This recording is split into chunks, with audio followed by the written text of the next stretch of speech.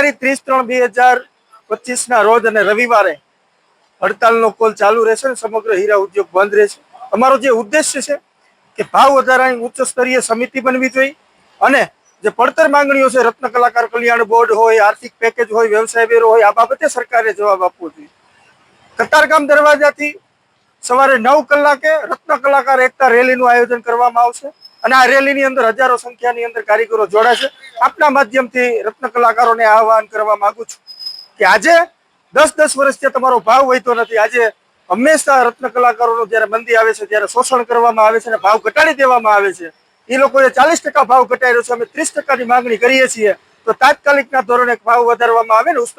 હડતાલ માટે તો કારીગરોને અત્યારે કોઈના ઘર ચલાવવા એ પોહાય એમ જ નથી, કારણ કે જો શેઠિયા જ એને જો સલામતી આપે તો બિચારા ઘર ચલાવી શકે ને।